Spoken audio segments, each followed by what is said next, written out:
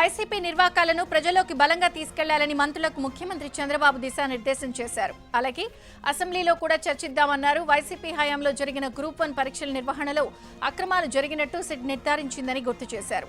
డిఎస్సీపై శాసనమండలిలో YCP లేవనెత్తిన అంశాలకు ధీటుగా జవాబు చెబుదామని చంద్రబాబు అన్నారు. డిఎస్సీ నిర్వహణలో తప్పులు చేయలేదని, ఎవరికీ భయపడాల్సిన అవసరం లేదని స్పష్టం చేశారు. స్టీల్ బ్రిడ్జ్ ప్రారంభోత్సవ ఏర్పాట్లను మంత్రి నారాయణ పరిశీలించారు. రేపు 2 స్టీల్ బ్రిడ్జిలు, సెకండ్ ఫేజ్ సీడ్ యాక్సెస్ రోడ్డును సీఎం చంద్రబాబు ప్రారంభించనున్నారు. వీటితో పాటు ఎమ్మెల్యే, ఎమ్మెల్సీ టవర్స్ ను ముఖ్యమంత్రి పరిశీలించనున్నారు.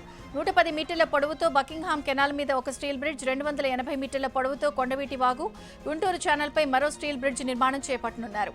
రేపటి నుంచి విజయవాడ, మంగళగిరి నుంచి సీడ్ యాక్సెస్ రోడ్డు మీదుగా నేరుగా ప్రయాణించవచ్చని మంత్రి తెలిపారు. అమరావతికి స్వాగతం పలికేలా స్టీల్ బ్రిడ్జ్ వద్ద ఏ ఆకారంలో పైలాన్ ఏర్పాటు చేశారు. రోడ్లపై ఆరోపణలు చేయడం సరికాదు. జగన్ కు ధైర్యం ఉంటే అసెంబ్లీకి రావాలన్నారు హోంమంత్రి అనిత. అసెంబ్లీ కంటే పెద్ద వేదిక జగన్ కి ఏదైనా ఉందా అని ప్రశ్నించారు. గెలిచిన 11 మంది ఎమ్మెల్యేలకు అసెంబ్లీలో మాట్లాడే అవకాశం జగన్ ఇవ్వడలేదన్నారు. 5 ఏళ్లలో ఒక్క డిఎస్సీ నిర్వహించలేని జగన్ కు డిఎస్సీ అక్రమాల గురించి మాట్లాడే హక్కే లేదన్నారు. విజయనగరం టీడీపీ ఎంపీ కలిసిట్టి అప్పలనాయుడు కుటుంబం రాష్ట్రపతి ద్రౌపది ముర్మును మర్యాదపూర్వకంగా కలిశారు. ఈ సందర్భంగా రాష్ట్రపతికి అమరావతి కాఫీ టేబుల్ బుక్ ను ఎంపీ కలిసిట్టి అందజేశారు. పుస్తకంలోని ఫోటోలను రాష్ట్రపతి ముర్ము ఆసక్తిగా పరిశీలించారు. పార్లమెంటుకు సైకిల్పై రావడం, 100% హాజరుపై ఎంపీకి రాష్ట్రపతి అభినందనలు తెలిపారు. పుష్కర ఎత్తిపోతల పథకం పైప్ లైన్ పనులపై మంత్రి నిమ్మల రామానాయుడు వీడియో కాన్ఫరెన్స్ నిర్వహించారు. ఇటీవలే పుష్కర ఎత్తిపోతల పైప్ లైన్ పనులకు సంబంధించి సీఎం చంద్రబాబుకు అధికారులు, ఏజెన్సీల ప్రతినిధులు వర్క్ షెడ్యూల్ ఇచ్చారు. షెడ్యూల్ ప్రకారం పనులు జరుగుతున్నాయో లేదో పరిశీలించి మంత్రి నిమ్మలకు ఇరిగేషన్ అడ్వైజర్ వెంకటేశ్వరరావు రిపోర్ట్ అందించారు. పనులు వేగవంతం అవ్వకపోవడంపై అధికారులు, ఏజెన్సీ ప్రతినిధులపై మంత్రి నిమ్మల తీవ్ర ఆగ్రహం వ్యక్తం చేశారు. ఏజెన్సీ పనుల్లో నిర్లక్ష్యం వహిస్తే కాంట్రాక్టర్లపై క్రిమినల్ కేసులు నమోదు చేయడానికి వెనకాడవద్దని కలెక్టర్, ఎస్పీలకు మంత్రి ఆదేశించారు. జగన్ తీరుపై అసెంబ్లీ స్పీకర్ అయ్యన్న పాత్రుడు ఆసక్తికర వ్యాఖ్యలు చేశారు. ప్రజా సమస్యలపై మాట్లాడకుండా జీతం తీసుకోవడం సరికాదని, అసెంబ్లీకి రాకుండా జీతం ఎందుకు తీసుకోవాలంటూ అయ్యన్న ప్రశ్నించారు. వైసీపీ ఎమ్మెల్యేలు అసెంబ్లీకి రాకుండా బయట సంతకాలు చేస్తున్నారని ఆరోపించారు. సభ్యులకు కేటాయించిన సీట్లలో ఉంటేనే అసెంబ్లీకి హాజరైనట్టు పరిగణిస్తామని స్పీకర్ చెప్పారు. అలాగే డిఎస్సీ నియామకాలపై వైసీపీ వివాదం చేయడం సరికాదన్నారు. తెనాలి రణరంగ చౌక్ దగ్గర క్విట్ ఇండియా అమరవీరుల సంస్మరణ దినోత్సవాన్ని ఘనంగా నిర్వహించారు. బ్రిటిష్ పోలీసుల కాల్పుల్లో అసువులు బాసిన 7 అమరవీరుల స్తూపాల దగ్గర మంత్రి నాదెండ్ల మనోహర్, ఎమ్మెల్సీ ఆలపాటి రాజేంద్ర ప్రసాద్, ప్రజాప్రతినిధులు, అధికారులు నివాళులర్పించారు. అమరవీరుల త్యాగాలను స్మరించుకుని వారి పోరాట స్ఫూర్తిని భావితరాలకు అందించాల్సిన అవసరాన్ని నాయకులు వివరించారు. దేశం భవిష్యత్తు తరాల కోసం స్వార్థాన్ని పక్కనబెట్టి పోరాడిన మహానుభావుల త్యాగాలను ప్రతి ఒక్కరూ స్మరించుకోవాలన్నారు. సూర్యలంక బీచ్ అభివృద్ధిని సొంత పార్టీ నేతలే అడ్డుకుంటున్నారని బాపట్ల ఎమ్మెల్యే వేగేసిన నరేంద్ర వర్మ ఆరోపించారు. స్వదేశీ దర్శన్ 2.0 కింద వచ్చిన 97 కోట్ల నిధులతో చేపట్టిన అభివృద్ధి పనులను పరిశీలించారు. ప్రజల కోసం చేసే మంచి పనులకు అడ్డంకులు సృష్టించవద్దని కోరారు. సూర్యలంకలో జరుగుతున్న విషయాల గురించి టూరిజం శాఖకు లేఖ రాస్తామన్నారు. సూర్యలంక అభివృద్ధికి సహకరించాలని కోరారు. నెల్లూరులో తిరంగా ర్యాలీని మంత్రి ఆనం రామనారాయణ రెడ్డి ప్రారంభించారు. బ్రిటిష్ పాలకుల నుంచి విముక్తి పొందిన మన భారత జాతి ఔన్నత్యాన్ని మంత్రి ఆనం ప్రశంసించారు. తిరంగా ర్యాలీలో collector Himanshu Shukla, ZP chairman Anam Arunamma, ఎమ్మెల్యేలు కోటంరెడ్డి, కావ్య కృష్ణారెడ్డి, కాకర సురేష్ పాల్గొన్నారు. ఆగస్టు 15 ప్రభుత్వం నిర్వహించే దేశభక్తి కార్యక్రమాల్లో దేశ ప్రజలందరూ పాల్గొనాలని పిలుపునిచ్చారు. విశాఖ రైల్వే స్టేషన్లో ఎమర్జెన్సీ మెడికల్ రూమ్ ను డీఆర్ఎం లలిత్ బోహార్ ప్రారంభించారు. రైల్వే, పినాకిల్ హాస్పిటల్ సంయుక్తంగా రైల్వే స్టేషన్లో ఎమర్జెన్సీ మెడికల్ రూమ్ ను ప్రారంభించారు. సుప్రీంకోర్టు సూచనల మేరకు ఎమర్జెన్సీ మెడికల్ రూమ్ ఏర్పాటు చేసినట్లు విశాఖ డివిజన్ డీఆర్ఎస్ లలిత్ బోహారా తెలిపారు. ఈ మెడికల్ రూమ్ లో 24 గంటలు నర్సింగ్ స్టాఫ్ అందుబాటులో ఉంటారని అన్నారు. ప్రమాదాలకు గురైన ప్రయాణికులకు ఉచితంగా వైద్యం అందిస్తారని చెప్పారు. తాడిపత్రిలో వైసీపీ నాయకులకు పోలీసులు షాక్ ఇచ్చారు. విధులకు ఆటంకం కలిగించడంతో పాటు పోలీసు అధికారులపై దురుసుగా ప్రవర్తించడంతో తాడిపత్రి మాజీ ఎమ్మెల్యే కేతిరెడ్డి పెద్దారెడ్డితో పాటు మరో 500 మంది వైసీపీ కార్యకర్తలు, నాయకులపై కేసు నమోదు చేశారు. 2 రోజుల క్రితం వైసీపీ ఆధ్వర్యంలో నిర్వహించిన నిరసన ర్యాలీకి అనుమతి లేకపోయినా ర్యాలీ నిర్వహించి పోలీసుల విధులకు ఆటంకం కలిగించారంటూ కానిస్టేబుల్ రామ్మోహన్ యాదవ్ పోలీసులకు ఫిర్యాదు చేశారు. దీంతో పోలీసులు విచారణ జరిపి చర్యలు చేపట్టారు. చిత్తూరు జిల్లా కుప్పం మండలం మంకలదొడ్డి గ్రామంలో టీడీపీ సానుభూతి పనులపై వైసీపీ మాజీ సర్పంచ్ దాడి చేశాడు. ఇటీవల సీఎం సతీమణి భువనేశ్వరి గ్రామంలో పర్యటించిన సందర్భంగా టీడీపీ కార్యకర్త రాజేష్ అతని ఇంటిపై టీడీపీ జెండా కట్టాడు. దీంతో ఆగ్రహించిన మాజీ సర్పంచ్ శ్రీనివాసులు రాజేష్ కుటుంబంపై అనుచరులతో దాడి చేయించాడు. దాడిలో రాజేష్ కుటుంబ సభ్యులకు గాయాలయ్యాయి. దీంతో బాధితులు పోలీసులకు ఫిర్యాదు చేశారు. Bharat army southern command general officer commanding in chief lieutenant general C Rajesh Pushkar CM Revanth రెడ్డిని మర్యాదపూర్వకంగా కలిశారు. భారత ఆర్మీ చేపట్టే వివిధ నియామకాల్లో తెలంగాణ యువతను ప్రోత్సహించే విధంగా కలిసి పనిచేసేందుకు తెలంగాణ ప్రభుత్వం సిద్ధంగా ఉందని సీఎం తెలియజేశారు. ఆర్మీ నియామకాల్లో స్థానిక యువతకు భారీ అవకాశాలు కల్పించే లక్ష్యంతో ఆసక్తి చూపుతున్న అనువైన జిల్లా కేంద్రాల్లో శిక్షణా కార్యక్రమాలు నిర్వహించాలని కోరారు. అందుకు రాజేష్ పుష్కర్ సుముఖత వ్యక్తం చేశారు. రైస్ మిల్లర్లకు సీఎం రేవంత్ వార్నింగ్ ఇచ్చారు. ప్రభుత్వాన్ని మిల్లర్లు బ్లాక్మెయిల్ చేస్తే ఊరుకోబోమని హెచ్చరించారు. ఉద్దేశపూర్వకంగా డిఫాల్ట్ అయిన మిల్లుల్ని స్వాధీనం చేసుకోవాలని ఆదేశించారు. స్వాధీనం చేసుకున్న మిల్లులను మహిళా సంఘాలకు అప్పగించే యోచనలో తెలంగాణ ప్రభుత్వం ఉందన్నారు. మంత్రి తుమ్మలతో బీహార్ వ్యవసాయ మంత్రి విజయ్ కుమార్ సిన్హా భేటీ అయ్యారు. తెలంగాణ వ్యవసాయ విధానాల అధ్యయనానికి బీహార్ మంత్రి తెలంగాణలో పర్యటిస్తున్నారు. సాంకేతిక ఆధారిత వ్యవసాయ కార్యక్రమాలపై తెలంగాణలో అధ్యయనం చేయనున్నారు. పంటల వైవిధ్యీకరణ, ఉత్పాదకత పెంపుపై మంత్రి తుమ్మలతో చర్చించారు. తెలంగాణ ఉత్తమ వ్యవసాయ విధానాలను బీహార్ మంత్రికి తుమ్మల వివరించారు. రేపు మధ్యాహ్నం అసెంబ్లీ కమిటీ హాల్లో సెలెక్ట్ కమిటీ సమావేశం కానుంది. కమిటీ చైర్మన్ మంత్రి పొన్నం ప్రభాకర్ అధ్యక్షతన సమావేశం నిర్వహించనున్నారు. హేట్ స్పీచ్ బిల్లుపై సెలెక్ట్ కమిటీ చర్చించనుంది. ఆగస్టు 1న సమావేశమైన సెలెక్ట్ కమిటీ రేపు మరోసారి సమావేశం కానుంది. హైదరాబాద్ చెన్నై బుల్లెట్ రైల్ కారిడార్లో నకిరేకల్ను చేర్చాలని ఎంపీ చామల కిరణ్ కుమార్ రెడ్డి కేంద్రాన్ని కోరారు. ఇవాళ ఢిల్లీలో కేంద్ర మంత్రులు అశ్విని వైష్ణవ్, నితిన్ గడ్కరీలను కలిసిన ఎంపీ చామల గ్రీన్ఫీల్డ్ అలైన్మెంట్ కు బదులుగా ఇప్పటికే ఉన్న NH65 కారిడార్ గుండా ఈ ప్రతిపాదిత అలైన్మెంట్ ను పరిశీలించాలని కోరారు. ఆ ప్రాంతంలో ఇప్పటికే ఉన్న పట్టణాలు, వాణిజ్య కేంద్రాలు, పెద్ద సంఖ్యలో జనాభాకు మెరుగైన కనెక్టివిటీ లభిస్తుందని ఎంపీ అభ్యర్థించారు. తమ ప్రతిపాదనను పరిశీలించి చర్యలు తీసుకోవాలని రైల్వే శాఖను కోరారు. బీఆర్ఎస్ ప్రభుత్వంలో గిరిజన సంక్షేమ కార్యక్రమాలు ఎన్నో చేశామని మాజీ మంత్రి హరీష్ రావు అన్నారు. 3,300 గిరిజన తండాలను గ్రామ పంచాయతీలుగా చేశామని చెప్పారు. Tribal Indian chamber of commerce ఆధ్వర్యంలో గిరిజన పారిశ్రామిక వ్యాపారవేత్తల అవగాహన సదస్సులో హరీష్ రావు పాల్గొన్నారు. టిక్కీ గిరిజనుల కోసం ఎంతో కృషి చేస్తోందని, టిక్కీ ద్వారా గిరిజన విద్యార్థులు స్వయం ఉపాధి పొందేలా కృషి చేస్తున్నామని తెలిపారు. సొంత నియోజకవర్గంలోనే తన ఓటును తొలగించారు అన్న ప్రకాష్ రాజ్ విమర్శలపై ఎన్నికల సంఘం క్లారిటీ ఇచ్చింది. ప్రకాష్ రాజ్ ఓటును ఏకపక్షంగా తొలగించలేదని స్పష్టం చేసింది. తొలగించారని చెప్తున్న ఓటర్ ఐడీలోని అడ్రస్ కు ఈసీ అధికారులు వెళ్లారు. అయితే 4 ఏళ్ల క్రితమే నమోదిత చిరునామా నుంచి ప్రకాష్ రాజ్ మారానని, తాను ఇప్పుడు వేరే చోట నివసిస్తున్నారని ప్రకాష్ రాజ్ చెప్పారని ఈసీ అధికారులు చెబుతున్నారు. ఈ నెల 18 నుంచి కేబీఆర్ పార్క్ చుట్టూ వన్ వే అమల్లోకి రానుంది. అండర్ పాస్ లో ఫ్లైఓవర్ నిర్మాణ నేపథ్యంలో వన్ వేలోనే వాహనాలను అనుమతించనున్నారు. జూబ్లీహిల్స్ చెక్ పోస్ట్ నుంచి పంజగుట్ట వైపు వెళ్లే 2 వైపులా నిర్మాణ పనులు పూర్తయ్యే వరకు వన్ వే అమలు కానుంది. 2 ఏళ్ల పాటు వన్ వే అమల్లో ఉండనుంది. వరంగల్ జిల్లా నర్సంపేటలో మరోసారి ఉద్రిక్తత నెలకొంది. పెద్ది సుదర్శన్ రెడ్డి విగ్రహం తొలగించేందుకు అధికారులు యత్నించారు. భారీ పోలీసు భద్రతతో పెద్ది విగ్రహం తొలగించేందుకు అధికారులు తరలివచ్చారు. పోలీసు బలగాలు మోహరించడంతో బీఆర్ఎస్ కార్యకర్తలు నినాదాలు చేశారు. దీంతో పరిస్థితి ఉద్రిక్తంగా మారింది. సత్యసాయి జిల్లా కదిరి వ్యవసాయ పరిశోధనా కేంద్రాన్ని Acharya NG Ranga agricultural university vice chancellor Satyanarayana పరిశీలించారు. పరిశోధనా కేంద్ర సమీపంలోని వేరుశెనగ పంటను పరిశీలించి రైతులకు సలహాలు, సూచనలు చేశారు. తీవ్రమైన వర్షాభావ పరిస్థితుల వల్ల రైతులు ఇబ్బందులు పడ్డారని అన్నారు. ప్రభుత్వ ఆదేశాలతో అన్ని మండలాలు, గ్రామాల్లో పర్యటించి సాగులో ఉన్న పంటలపై రైతులకు అవగాహన కల్పిస్తున్నామని తెలిపారు. రైతుల సమస్యలపై అధ్యయనం చేసి రైతు నష్టపోకుండా చూస్తున్నామని సత్యనారాయణ తెలిపారు. భూ వివాదానికి సంబంధించి పాడేరు డీఎస్పీ రాజనరసింహారెడ్డిపై పల్నాడు పోలీసులు కేసు నమోదు చేశారు. నర్సరావుపేట మండలం రావిపాడులోని తమ పొలం విక్రయించేందుకు ఓ వ్యక్తితో డీఎస్పీ అగ్రిమెంట్ చేసుకున్నారు. అయితే 67 లక్షలు తీసుకుని రిజిస్ట్రేషన్ చేయలేదని, ఇప్పుడు భూముల ధరలు పెరగడంతో రిజిస్ట్రేషన్ చేయకుండా బెదిరిస్తున్నారని ఎస్పీకి ఫిర్యాదు చేశారు. తాను డీఎస్పీనంటూ బెదిరింపులకు పాల్పడుతున్నాడని బాధితులు ఆరోపించారు. అలాగే డీఎస్పీ కుటుంబం నుంచి ప్రాణహాని ఉందని న్యాయం చేయాలని ఎస్పీకి విజ్ఞప్తి చేయడంతో పోలీసులు చర్యలు తీసుకున్నారు. డీఎస్పీతో పాటు ఆయన కుటుంబ సభ్యులపైన కేసు నమోదు చేశారు. Gudivada one town SI Satyanarayana వీఆర్కు పంపుతూ జిల్లా ఎస్పీ కార్యాలయం ఆదేశాలు జారీ చేసింది. డీఎస్సీ నియామకాలపై వైసీపీ చేపట్టిన ర్యాలీకి అనుమతి లేదంటూ ఎస్ఐ నిరాకరించారు. ఈ నెల 10న వైసీపీ నేత కొడాలి నానికి దీనికి సంబంధించి ఎస్ఐ సత్యనారాయణ నోటీసు కూడా అందించారు. అయితే పోలీసుల ఆదేశాలు ధిక్కరించి కొడాలి నాని వైసీపీ శిబిరానికి వెళ్లారు. ఆ సమయంలో కొడాలి నానితో ఎస్ఐ వ్యవహరించిన తీరుపై విమర్శలు వినిపించాయి. అయితే ఎస్ఐ తీరు కారణంగానే వీఆర్కు పంపినట్టు తెలుస్తోంది.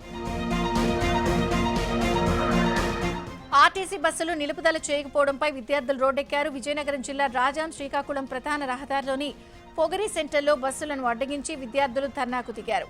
బస్సులు నిలుపకపోవడంతో కళాశాలకు సమయానికి వెళ్లలేకపోతున్నామని, చదువులకు దూరమవుతున్నామని విద్యార్థులు ఆవేదన వ్యక్తం చేశారు. పాసులు ఉన్నా ప్రైవేట్ వాహనాల్లో వెళ్లాల్సి వస్తోందన్నారు. సమస్య పరిష్కారానికి కృషి చేస్తానని సీఐ నవీన్ కుమార్ హామీ ఇవ్వడంతో విద్యార్థులు ధర్నా విరమించారు. ఆంధ్ర యూనివర్సిటీ రిజిస్ట్రార్ కార్యాలయం ఎదుట పీడీఎస్ఓ విద్యార్థి సంఘం ఆధ్వర్యంలో నిరసన చేపట్టారు.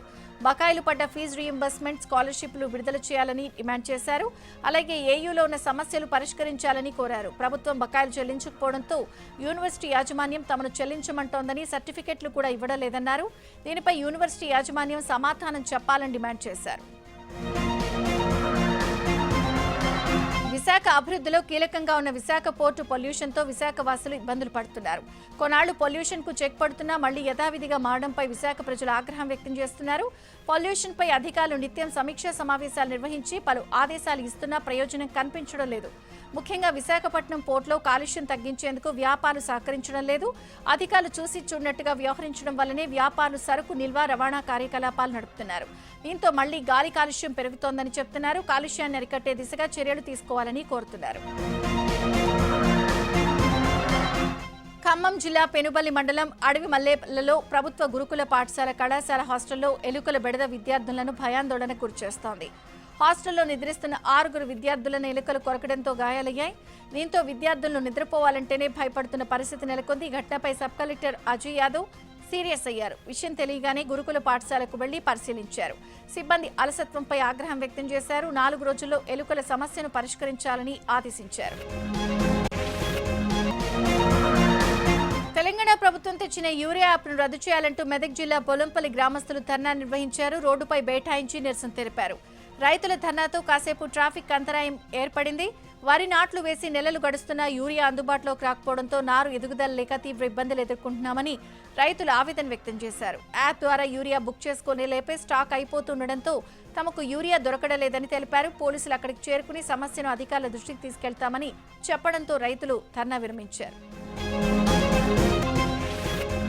మెదక్ జిల్లా రంగంపేటలో ఓ రైతు అధికారుల కాళ్లు పట్టుకున్నారు. యూరియా ఇప్పించాలంటూ వేడుకున్నారు. తనకు యాప్లో యూరియా బుక్ చేయడం రావడం లేదంటూ ఆవేదన వ్యక్తం చేశారు. సైబర్ నేరగాళ్ల ఉచ్చులో పడి ఓ గిరిజన యువకుడు మోసపోయిన ఘటన కొమరంభీం జిల్లాలో జరిగింది. తిర్యాణి మండలం మంగి గీసిగూడ గ్రామానికి చెందిన ఆత్రం గంగు అమాయకత్వాన్ని ఆసరాగా చేసుకున్న సైబర్ నేరగాళ్లు లోన్ ఇప్పిస్తామని నమ్మించారు. 5 లక్షల లోన్ మంజూరవుతుందని, ఇప్పటికే డాక్యుమెంటేషన్ ప్రక్రియ పూర్తయిందని నమ్మబలికారు. అయితే ముందుగా ఇన్సూరెన్స్ డబ్బులు చెల్లించాలని, మొదటి 7,500, రెండోసారి 16,000, మూడోసారి 10,600 చెల్లించాలని చెప్పి బాధితుడి నుంచి డబ్బులు వసూలు చేశారు. డబ్బులు చెల్లించాక సైబర్ నేరగాళ్లు ఫోన్ స్విచ్ ఆఫ్ చేయడంతో బాధితులు పోలీసులను ఆశ్రయించాడు. నెల్లూరు జిల్లా రాపూర్ అడవిలో తప్పిపోయిన మహిళను పోలీసులు డ్రోన్ సహాయంతో రక్షించారు. వంట చెరుకు కోసం అడవికి వెళ్లిన రత్నమ్మ దారి తప్పి రాత్రంతా అడవిలోనే ఉండిపోయింది. సమాచారం అందుకున్న రాపూర్ ఎస్ఐ తిరుమలరావు ఆధ్వర్యంలో పోలీసులు, అటవీశాఖ సిబ్బంది సంయుక్తంగా గాలింపు చేపట్టి డ్రోన్ సహాయంతో రత్నమ్మను ఆచూకీ గుర్తించారు. ఆమెను సురక్షితంగా కుటుంబ సభ్యులకు అప్పగించారు. సమయస్ఫూర్తితో వ్యవహరించిన రాపూర్ పోలీసులకు జిల్లా ఎస్పీ డాక్టర్ అజిత అభినందించారు. తిరుమల శ్రీవారి దర్శనం కోసం వచ్చే విదేశీ భక్తులకు కూటమి ప్రభుత్వం గుడ్ న్యూస్ చెప్పింది. తిరుపతి విమానాశ్రయంలో ఈ వీసా సేవలు అందుబాటులోకి తీసుకువస్తూ కూటమి ప్రభుత్వం నిర్ణయం తీసుకుంది. ఇదివరకు విదేశీ భక్తులు తిరుపతి రావాలంటే చెన్నై లేదా బెంగళూరు, హైదరాబాద్ చేరుకుని అక్కడ ఈ వీసా ప్రక్రియ పూర్తి చేయాల్సి వచ్చేది. ఇకపై ప్రయాణికులు విదేశాల నుంచి నేరుగా తిరుపతి విమానాశ్రయం చేరుకుని ఈ వీసా ప్రక్రియ ముగించుకునే సదుపాయం కల్పించారు. పశ్చిమ గోదావరి జిల్లా పాలకొల్లులో తెలంగాణ ప్రాంత సంప్రదాయాలతో బోనాల పండుగ నిర్వహించారు. వినూత్నంగా సాగిన ఈ పూజాది కార్యక్రమం స్థానికులను ఎంతో అలరించింది. ఈ సందర్భంగా స్థానిక భద్రకాళి సమేత వీరభద్రస్వామి ఆలయం దగ్గర భక్తుల సందడి నెలకొంది. ప్రత్యేకంగా తయారు చేసిన బోనాలు నెత్తినెత్తుకుని మహిళల ఆలయానికి విచ్చేశారు. చౌడేశ్వరి అమ్మవారికి వందలాది మంది మహిళలు బోనాలు సమర్పించారు. చౌడేశ్వరి అమ్మవారి జయంతి వేడుకల్లో భాగంగా బోనాల పండుగను కన్నుల పండుగగా నిర్వహించారు. కొమరంభీం జిల్లా పెంచికల్పేట మండలం ఆగర్గూడ శివార్లో పులి సంచారం కలకలం రేపుతోంది. వ్యవసాయ పనులకు వెళ్లే రైతులు కూలీలు ఆందోళన చెందుతున్నారు. సమాచారం అందుకున్న అధికారులు డప్పు చాటింపు ద్వారా స్థానిక ప్రజలను అప్రమత్తం చేస్తున్నారు. పొలాలకు అటవీ ప్రాంతాల్లోకి ఒంటరిగా వెళ్లకూడదని హెచ్చరించారు. పులి కనిపిస్తే దాని సమీపానికి వెళ్లకుండా వెంటనే సమాచారం అందించాలని అటవీ అధికారులు తెలిపారు. మరోవైపు పులి సంచరిస్తున్న ప్రాంతాల్లో పాదముద్రలను సేకరించారు. హైదరాబాద్ సెంట్రల్ యూనివర్సిటీలో గంజాయి కలకలం రేపింది. ఈగల్ టీం దాడుల్లో 17 మంది హెచ్సియు విద్యార్థులకు గంజాయి పాజిటివ్ గా తేలింది. అస్సాం నుంచి గంజాయి తీసుకొచ్చి హెచ్సియులో విక్రయిస్తున్నట్లు గుర్తించారు. డ్రగ్ పెడ్లర్లను అదుపులోకి తీసుకున్నారు. ఒడిశా ప్రాంతం నుంచి రైల్లో పెద్ద మొత్తంలో తరలిస్తున్న గంజాయిని రంగారెడ్డి, వికారాబాద్ జిల్లా ఎక్సైజ్ అధికారులు పట్టుకున్నారు. ఒడిశా నుంచి గంజాయిని తెచ్చి తాండూరులో దిగి మహారాష్ట్రకు సరఫరా చేస్తే వ్యక్తుల కోసం ఎదురు చూస్తున్న 3 ఎక్సైజ్ బృందాలు పట్టుకున్నారు. వారి దగ్గరున్న బ్రీఫ్ కేసుల్లోని గంజాయి ప్యాకెట్లను తూకం వేయగా 52.88 కేజీలుగా గంజాయి ఉన్నట్లు గుర్తించారు. దీని విలువ 27 లక్షలుంటుందని తెలిపారు. నిందితులను గంజాయి తాండూరు ఎక్సైజ్ స్టేషన్లలో అప్పగించారు. సత్యసాయి జిల్లా ధర్మవరంలో వైసీపీ కార్యకర్త దాసరి శ్రీనివాసులు హత్య కేసులో ప్రధాన నిందితుడితో పాటు ఇద్దరిని పోలీసులు అరెస్ట్ చేశారు. హత్యకు ఉపయోగించిన మహేంద్ర థార్ రాక్స్ వాహనం, ద్విచక్ర వాహనం, బండరాయి, మొబైల్ ఫోన్లు స్వాధీనం చేసుకున్నామని డీఎస్పీ జగన్నాథరాజు తెలిపారు. శ్రీనివాసులను ఈ నెల 7న వాహనంలో తీసుకెళ్లి ధర్మవరం 2వ చెరువు మరువు వద్ద హత్య చేసి చెరువు నీటిలో మృతదేహాన్ని పడేసినట్లు విచారణలో తేలిందని డీఎస్పీ చెప్పారు. మెదక్ జిల్లా చేగుంటలో శ్రీ ఉజ్జయిని మహంకాళి ఆలయంలో చోరీ కలకలం రేపింది. ప్రధాన రహదారి పక్కన ఉన్న ఈ ఆలయంలో గుర్తు తెలియని దుండగుడు హుండీని ఎత్తుకెళ్లాడు. ముసుగు ధరించిన దుండగుడు ఆలయ తాళం పగలగొట్టి లోపలికి ప్రవేశించి హుండీని తీసుకెళ్లినట్లు తెలుస్తోంది. ఈ చోరీకి సంబంధించిన దృశ్యాలు సీసీ కెమెరాలో రికార్డు కావడంతో పోలీసులు ఆ దిశగా దర్యాప్తు చేపట్టారు. దుండగుడు ఎవరు, ఎక్కడి నుంచి వచ్చాడు అనే వివరాలపై పోలీసులు ఆరా తీస్తున్నారు. మేడ్చల్ జిల్లా బోడుప్పల్ రాఘవేంద్ర కాలనీలో చెడ్డీ దొంగ హల్చల్ చేశాడు. అర్ధరాత్రి సమయంలో ఇంటి డోరు పగలగొట్టేందుకు యత్నించాడు. ఆ సమయంలో కుటుంబ సభ్యులు ఇంట్లోనే ఉండడంతో కేకలు వేశారు. దీంతో దొంగ పరారయ్యాడు. చెడ్డీ దొంగ విజువల్ సీసీ ఫుటేజ్లో రికార్డయ్యాయి. కానిస్టేబుల్ సాయి కుమార్ కుటుంబానికి తెలంగాణ ప్రభుత్వం 22 లక్షల రూపాయల ఆర్థిక సాయం చేసింది. కాగా ఎల్బీనగర్ పిఎస్లో కానిస్టేబుల్ గత సాయి కుమార్ అనే కానిస్టేబుల్ ఆత్మహత్య చేసుకున్నాడు. అయితే ఎల్బీనగర్ పోలీసుల వేధింపులే కారణమంటూ పిఎస్ ఎదుట మృతుడి కుటుంబ సభ్యుల ఆందోళనకు దిగారు. మృతదేహాన్ని తమకు చూపించకుండా ఆసుపత్రికి తరలించారని ఆగ్రహం వ్యక్తం చేశారు. సీఐ వినోద్ కుమార్ సస్పెండ్ చేయాలని డిమాండ్ చేశారు. పోలీస్ స్టేషన్లోకి ప్రవేశించి కంప్యూటర్, ఫర్నిచర్ను ధ్వంసం చేశారు.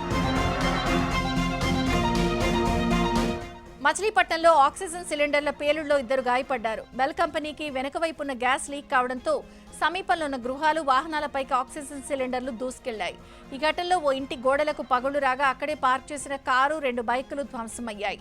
ఈ ప్రమాదంపై స్థానికులు ఆగ్రహం వ్యక్తం చేశారు. ఘటనా స్థలాన్ని జిల్లా ఫైర్ ఆఫీసర్ పరిశీలించారు. బాధ్యులపై చర్యలు తీసుకుంటామని ఆయన తెలిపారు. నల్గొండ జిల్లా కొండమల్లేపల్లిలోని జేబీ కాలనీలో మహిళ దారుణ హత్యకు గురైంది. రూపారెడ్డి అనే మహిళ కొండమల్లేపల్లిలోని నాగార్జున పబ్లిక్ స్కూల్ డైరెక్టర్గా వ్యవహరిస్తున్నారు. హైదరాబాద్లో ఉన్న భర్త ఆమెకు ఫోన్ చేయగా స్విచ్ ఆఫ్ రావడంతో ఆ ఇంట్లో కిరాయికి ఉండేవారు సమాచారం ఇవ్వడంతో విషయం వెలుగులోకి వచ్చింది. సంఘటనా స్థలానికి చేరుకున్న పోలీసులు పరిశీలించారు. గుర్తు తెలియని వ్యక్తులు హత్య చేసినట్లు ప్రాథమికంగా అంచనా వేశారు. ఘటనపై కేసు నమోదు చేసి దర్యాప్తు చేస్తున్నారు. నిజామాబాద్ లో దంపతుల ఆత్మహత్య కలకలం రేపింది. ట్రాన్స్కోలో జూనియర్ అసిస్టెంట్ గా పనిచేస్తున్న నరేష్, ఆయన భార్య మేఘన ఆత్మహత్య చేసుకున్నారు. నరేష్ ఇంట్లో ఉరివేసుకోగా మేఘన విషగుళికలు తీసుకున్నారు. ఆర్థిక ఇబ్బందులే కారణమని పోలీసులు చెబుతున్నారు. కాగా వీరికి 2 కుమారులున్నారు. పార్లమెంట్లో విపక్షాల ఆందోళనపై కేంద్ర హోంశాఖ మంత్రి అమిత్ షా స్పందించారు. విపక్షాల ప్రశ్నలకు సమాధానం చెప్పేందుకు సిద్ధమన్నారు. అన్ని అంశాలపై మాట్లాడేందుకు రెడీగా ఉన్నామని చెప్పారు. అమిత్ షా వ్యాఖ్యలపై రాహుల్ గాంధీ స్పందించారు.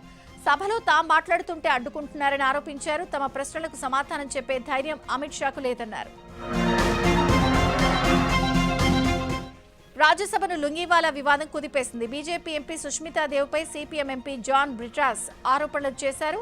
తనను లుంగీవాలా అంటూ దూషించారని, దక్షిణాది సంస్కృతిని సభలో అవమానించారని అన్నారు. దీంతో సభలో గందరగోళం నెలకొంది. జాన్ బ్రిటాన్ ఆవేదన అర్థం చేసుకున్నామని, భారత్లో అన్ని ప్రాంతాలు సమానమే అని కేంద్ర మంత్రి కిరణ్ రిజిజు సమాధానమిచ్చారు. అటు ఏ ప్రాంత సంస్కృతిని అవమానించకూడదని జేపీ నడ్డా అన్నారు. కేరళం బిల్లు సందర్భంగా రాజ్యసభలో గందరగోళం నెలకొంది. కేరళం బిల్లుపై చర్చిస్తున్న సమయంలో కాంగ్రెస్ ఎంపీ బేబీ మాథ్యూ ఒక్కసారిగా కేంద్రంపై విమర్శలు గుప్పించారు. విద్యార్థులపై కాల్పులు జరపాలని ఎవరు ఆర్డర్ ఇచ్చారో చెప్పాలంటూ డిమాండ్ చేశారు. అమిత్ షా సభకు రావాలంటూ వ్యాఖ్యానించారు. వెంటనే జోక్యం చేసుకున్న కేంద్ర మంత్రి JP Nadda MP baby Matthew వ్యాఖ్యలను రికార్డుల నుంచి తొలగించాలని డిమాండ్ చేశారు. డీలిమిటేషన్ వ్యతిరేకిస్తూ తమిళనాడు అసెంబ్లీ తీర్మానం చేసింది. ముఖ్యమంత్రి విజయ్ ఈ తీర్మానాన్ని ప్రవేశపెట్టారు.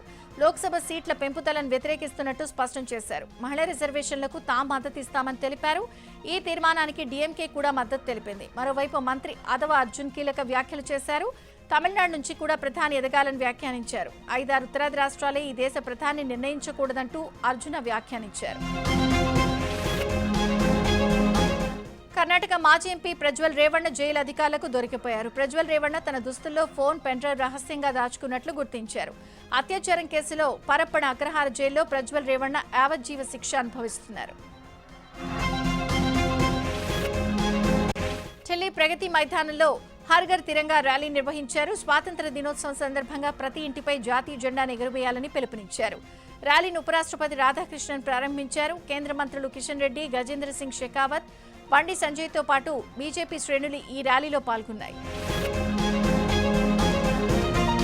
టాటా సన్స్ చైర్మన్ చంద్రశేఖరన్ రాజీనామా చేశారు. వచ్చే ఫిబ్రవరి వరకు పదవీ కాలం ఉన్నా ఆయన రాజీనామా చేయడం కలకలం రేపుతోంది. చంద్రశేఖరన్ రాజీనామాతో టాటా షేర్ల ధర పడిపోయింది.